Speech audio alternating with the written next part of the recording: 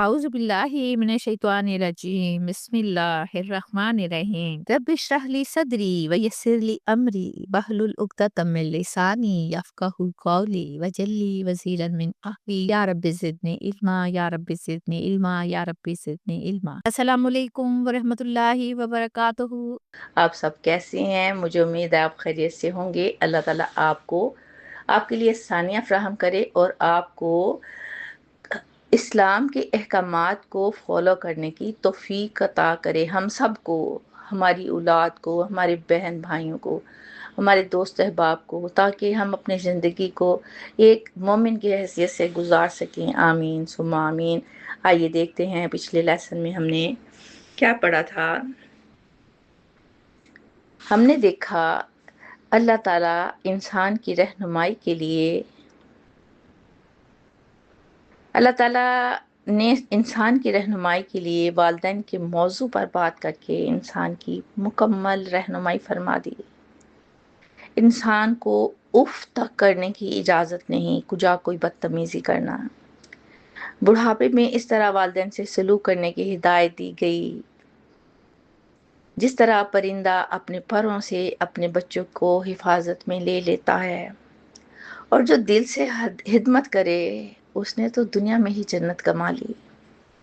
اللہ تعالیٰ ہم سب کو اپنے والدین کی خدمت کرنے کی توفیق عطا فرمائے۔ آج ہم پڑھیں گے سورۃ بنی اسرائیل کی آیت نمبر 26۔ وَآتِ ذَا الْقُرْبَى حَقَّهُ، اور دے قرابت والے کو اس کا حق، قرابت والے رشتہ دار، والمسکین وابن السبیل، اور مسکین کو اور مسافر کو بھی، ولا تبذر تبذیرا، اور نہ فضول خرچی کر، بہت فضول خرچی کرنا۔ نیکسٹ آیا ہے ان المبذرین، بے شک فضول خرچی کرنے والا، کانوا اخوان الشیاطین، شیطانوں کے بھائی ہیں، وکان الشیطان بربہ کفورا، اور ہے شیطان اپنے رب کا بہت ناشکرا۔ اللہ تعالیٰ نے دیکھیں انسان کو تخلیق کیا، بے شمار نعمتیں دیں، رزق عطا کیا۔ اب اس آیت میں بتایا گیا ہے کہ اسے کن طریقوں سے اور کن لوگوں پر خرچ کرنا ہے۔ اللہ تعالیٰ فرماتے ہیں کہ رشتہ داروں کو، مسکینوں کو اور مسافروں کو ان کا حق دو اور فضول خرچی نہ کرو۔ کتنی خوبصورتی سے اللہ تعالیٰ ہمیں معاشرتی ذمہ داریوں کا اہم اصول سمجھا رہے ہیں۔ دیکھیں اسلام صرف عبادات کا دین نہیں ہے کہ دن رات مصلی پہ بیٹھو بس پڑھتے رہو، اللہ کا ذکر کرتے رہو، بلکہ حقوق العباد کی مکمل تعلیم بھی دیتا ہے۔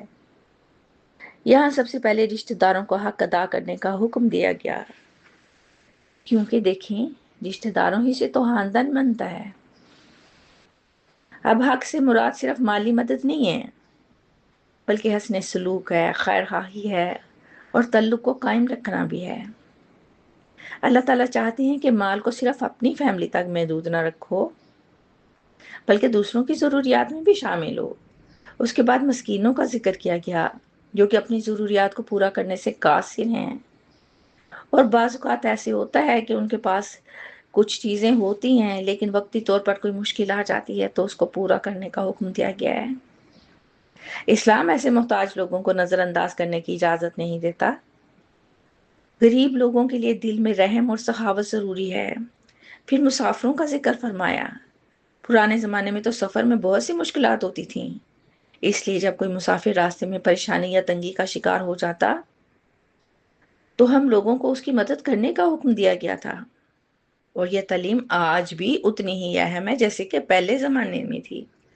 آیت نمبر 27 میں اللہ تعالیٰ فرماتے ہیں کہ فضول خرچی مت کرو، اور فضول خرچی کرنے والے شیطان کے بھائی ہیں۔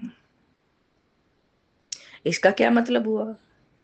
کہ ان کی سوچ، ان کی روش اور عمل شیطان جیسے ہو جاتے ہیں۔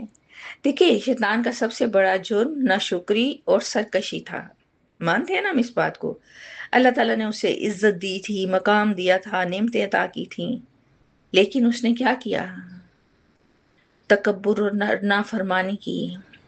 ہم میں سے بہت سے لوگ آج تکبر کرتے ہیں، لہجہ بدل جاتا ہے، نظریں بدل جاتی ہیں، اسی طرح وہ انسان جو اللہ کی دی ہوئی نعمتوں کا غلط استعمال کرتا ہے وہ بھی دراصل ناشکری کر رہا ہوتا ہے۔ اسلام انسان کو کنجوسی کرنے سے روکتا ہے اور فضول خرچی کرنے سے منع کرتا ہے۔ اس لیے مال کو ایسے کاموں میں خرچ کرنا چاہیے جہاں خرچ کرنے کا حکم دیا گیا ہے۔ دیکھیں، ہم نمائشوں کے لیے کیا نہیں کرتے، عقیقہ ہو، سالگرہ ہو، شادیوں کے فنکشن ہو، کل ہو، چہلم ہو، ہم اپنی حدوں سے ہی گزر جاتے ہیں۔ بہت ساری فضول چیزیں ہیں جو اسلام میں ہیں ہی نہیں۔ ہماری ان فضول خرچوں سے بہت سے لوگوں کی مدد ہو سکتی ہے۔ شیطان تو دیکھیں اپنے رب کا بہت ناشکرا ہے، جس نے اللہ تعالیٰ کی نافرمانی کی ہو وہ ہمارا خیر خواہ کیسے ہو سکتا ہے؟ یہ تو 100% ڈن ہے نا بات۔ اور جس نے انسان کو بہکانے کا عہد کر رکھا ہے، پھر بھی ہم اس کو فالو کیوں کرتے ہیں؟ کوشش کریں آج کے حالات میں کسی کو بتائے بغیر غریب لوگوں کی مدد کریں جن کو 2 وقت کی روٹی بھی نصیب نہیں۔ آپ کا دیا ہوا ایک ایک نوالا اللہ تعالیٰ اس نیکی میں لکھ لے گا جس کا اجر بہت زیادہ ہے۔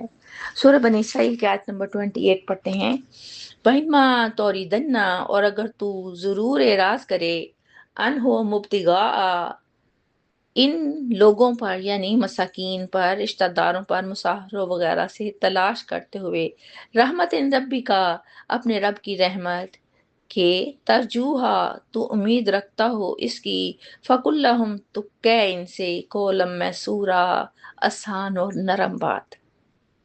اب دیکھیں اس آیت میں اگر آپ ظاہری ترجمہ پڑھتے ہیں تو آپ کو سمجھ نہیں آتی۔ ہوتا ہے اس طرح قرآن پاک میں بعض اوقات ایسی آیات ہوتی ہیں جو ظاہری طور پر سمجھ نہیں آتی۔ دیکھتے ہیں، اب اس آیت میں ایک نہایت خوبصورت اخلاقی تعلیم دی گئی ہے۔ دیکھیں بعض اوقات ایسا ہوتا ہے کہ ہم لوگ خود تنگ دست یا مجبوری میں ہوتے ہیں، آتا ہے بعض وقت ایسا آ جاتا ہے اور وہ ضرورت مند کی مدد نہیں کر سکتا، تو ایسی صورتحال میں ہمارے لیے کیا حکم ہے؟ اسلام یہ نہیں کہتا کہ انسان سختی یا بے روحی اختیار کرے، بلکہ حکم دیتا ہے کہ اگر تم مدد نہ کر سکو تب بھی نرم لہجے میں اور اچھے طریقے سے بات کرو۔ اللہ تعالیٰ فرماتے ہیں کہ تم منہ پھیر لو اور ان کی طرف توجہ نہ کر سکو، یعنی رشتہ داروں، مسکینوں اور مسافروں کی مدد کرنے کے اہل نہ ہو، یعنی کہ خود اگر مشکل آ گئی ہے، وقتی طور پر تنگی میں ہو، کسی طرح کی مشکل میں گھیر گئے ہو، تو کیا کرنا ہے؟ تحمل سے کام لینا ہے۔ رحمت سے مراد یہاں رزق اور کشادگی ہے۔ دیکھیں زندگی میں بہت سے وقت آتے ہیں، خوشحالی ہے، تنگی ہے، مجبوری ہے، بے بسی ہے، اللہ تعالیٰ کا امتحان میں ہے نا ہم لوگ۔ اللہ تعالیٰ فرماتے ہیں کہ وہ تمہارے رزق میں کچھ وسعت عطا کر دیں۔ کوئی وقت آئے گا، مطلب قریبی کچھ وقت آئے گا کہ تمہارے رزق میں کچھ وسعت عطا کر دیں تاکہ تم ان کی مدد کر سکو، لیکن اس وقت تمہارے پاس دینے کو کچھ نہیں ہے تو بھی سائل اور ضرورت مند کے ساتھ ایسا رویہ اختیار نہ کرو جس سے اس کی دل آزاری ہو۔ اللہ تعالیٰ اس وقت کے لیے فرماتے ہیں کہ کہہ دو ان سے نرم بات، یعنی حسن اخلاق سے جواب دینے کی تلقین کی گئی۔ ہم دیکھتے ہیں کہ کچھ لوگ دیتے ہوئے نرم رویہ اختیار کرتے ہیں، لیکن جب دیتے ہوئے کوئی چیز دیتے ہوئے، کوئی مدد کرتے ہوئے کی بات ہو رہی ہے، لیکن جب انکار کرنا پڑے تو ان کا لہجہ سخت ہوتا ہے۔ یہی تو وقت ہے جہاں اپنے لہجے کو نرم کرنا ہے۔ اللہ تعالیٰ اس رویے کو ناپسند کرتے ہیں۔ اگر ہاتھ خالی ہیں تو کوئی بات نہیں، اچھے طریقے سے منع کر دیں، کیونکہ اس وقت اسے ہمدردی کی ضرورت بھی ہوتی ہے۔ سورہ بنی اسرائیل کی آیت نمبر 29 پڑھتے ہیں، وَلَا تَجْعَلْ يَدَاكَ، اور نہ کر اپنے ہاتھ کو، مغلولتاً، بندھا ہوا، اِلَىٰ عُنُقِكَ، اپنی گردن سے ہیں، وَلَا تَبْسُطْهَا، اور نہ کھول دے اسے، کُلَّ الْبَسْطِ، بالکل کھول دینا۔ پہلے بخل کرنے سے منع کیا گیا ہے، پھر فضول خرچی کرنے سے منع کیا گیا ہے۔ فَتَقْعُدَ مَلُومًا، ورنہ بیٹھ رہے گا تو دونوں صورتوں میں ملامت کیا ہوا، مخصورہ، تھکا ماندہ، پریشان۔ آپ یقین کریں اللہ تعالیٰ پر اتنا پیار آتا ہے کہ بتانا مشکل ہے۔ ہمیں عدم سے وجود میں لے کے آئے، دنیا کی ہر نعمت سے نوازا، والدین دیے، اولاد دی، رشتہ داروں سے معاملات رکھنے کے بارے میں بتایا، معاشرے کے ضرورت مند لوگوں کو مدد کرنے کا حکم دیا، کہاں خرچ کرنا ہے، کیسے خرچ کرنا ہے، کتنا خرچ کرنا ہے، یہ باتیں تو ہمیں والدین بھی نہیں بتاتے ہیں۔ تو پھر کیا وجہ بنتی ہے کہ ہم اللہ تعالیٰ سے محبت نہ کریں؟ اب اس آیت میں اللہ سبحانہ تعالیٰ فرما رہے ہیں کہ نہ اپنا ہاتھ اپنی گردن سے بندھا ہوا رکھو اور نہ اسے بالکل ہی کھول دو۔ مطلب ہے اس بات کا، آئیے دیکھتے ہیں۔ اس آیت میں اللہ تعالیٰ ہمیں دیا ہوا رزق خرچ کرنے کا طریقہ بتا رہے ہیں، فرماتے ہیں اعتدال رکھنا ہے، نہ اتنا بخیل ہونا ہے کہ کسی پر کچھ خرچ ہی نہ کرو، اور نہ اتنا فضول خرچ ہو جاؤ کہ اپنا سب کچھ لٹا بیٹھو۔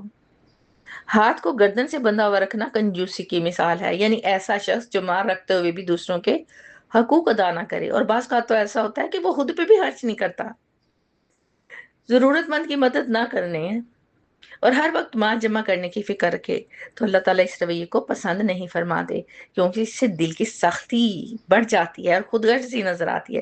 دیکھیں، مال اگر اللہ نے آپ کو دیا ہے تو یہ سوچ کر دیا ہوگا نا کہ میرا بندہ ہے، اسے میرے راستے میں خرچ کرے گا۔ اللہ تعالیٰ کو آپ سے کتنی امیدیں تھیں، ہے نا؟ اللہ نے چاہا ہوگا کہ ضرورت مندوں کی مدد کرے گا، کسی کو کھانا دے گا، کسی کو چادر اڑائے گا، یہی مقصد تھا نا۔ دوسری طرف اللہ تعالیٰ فرماتے ہیں کہ ہاتھ کو پورا کھول دینا اسراف اور بے تعدالی کی مثال ہے۔ فضول خرچی کرنے والے شیطان کے بھائی ہیں، ہم نے پڑھا ہے نا۔ یہ باتیں اللہ نے فرمائی